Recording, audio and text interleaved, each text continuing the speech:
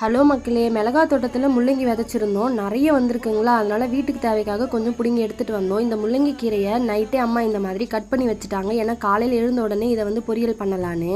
இந்த முள்ளங்கி கீரையில் வேர்க்கடலை பொடிச்சு போட்டு செய்வாங்க. ரொம்ப டேஸ்ட்டாக இருக்குங்க. சுகர் பேஷண்ட்டுக்கெலாம் ரொம்பவே நல்லது. பால்சுரா கருவாடு கொஞ்சம் வாங்கிட்டு வந்திருந்தாங்க. இன்னைக்கு நைட்டுக்கு அந்த கருவாட்டை போட்டு தொக்கு செய்யலான்னு அம்மா இந்த மாதிரி கட் பண்ணி கொடுத்தாங்க. குழந்தை பிறந்திருக்கும் போது இந்த பால்சுரா கருவாடு நிறைய எனக்கு செஞ்சு கொடுத்தாங்க. ஏன்னா தாய்ப்பால் நல்லா ஊறும் அப்படின்றதுக்காக. அதுக்கப்புறம் சோறு செய்யலான்னு அரிசி ஊற வச்சுட்டேன். நம்ம வீட்டுக்கு முன்னாடி ஒரு முல்லைச்செடி இருக்குங்க. அதில் பூ பூக்குது. அம்மா அதை பறித்து கட்டிட்டு இருந்தாங்க. அதுக்கப்புறம் நான் போயிட்டு என்னோட சமையல் வேலைகளை ஆரம்பிச்சிட்டேன். கருவாடு இந்த மாதிரி சுடுதண்ணியில் ஊற வச்சா கழுவுறதுக்கு ரொம்ப ஈஸியாக இருக்கும். அதில் இருக்கிற உப்புமே கொஞ்சம் குறையுங்க. அதுக்கப்புறம் வெங்காயம் தக்காளியெல்லாம் கட் பண்ணி எடுத்து வச்சுக்கிட்டேன். எனக்கு குழந்தை பிறந்தது மகாராஷ்டிரா பூனேலங்க. அங்கே இந்த பால்சுரா கருவாடே கிடைக்காது. நாங்கள் ஆன்லைனில் ஆர்டர் பண்ணி வாங்கியெல்லாம் சாப்பிட்ருக்கோங்க. இதெல்லாம் இப்போ இந்த கருவாட்டை பார்த்தோன்னே எனக்கு ஞாபகம் வந்துச்சு.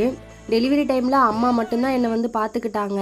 அந்த ஊரில் அவங்களுக்கு மொழியுமே தெரியாதுங்களா. இருந்தாலுமே அம்மா எவ்வளோ விஷயம் எனக்கு கிடைக்காத விஷயத்தெல்லாம் போய் தேடி கண்டுபிடிச்சி வாங்கிட்டு சமைச்சு கொடுப்பாங்க. முக்கியமாக முருங்கைக்கீரைங்க.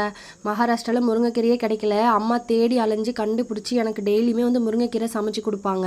நம்ம ஊரில் ஈஸியாக கிடைக்கிற நிறைய பொருட்கள் வேறு ஸ்டேட்டுக்கு போயிட்டிங்கன்னா கண்டிப்பாக கிடைக்கிறது கஷ்டமாக இருக்குங்க.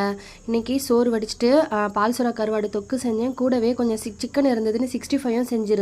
சுட சுட சோறில் இந்த கருவாட்டு தொக்கை போட்டு இந்த 65 வச்சு சாப்பிட்டா சொல்ல வார்த்தையே இல்லைங்க. அவ்வளோ டேஸ்ட்டாக இருந்தது. எங்கள் சேனல் பிடிச்சிருந்தா மறக்காமல் சப்போர்ட் பண்ணுங்கள், சப்ஸ்கிரைப் பண்ணுங்கள்.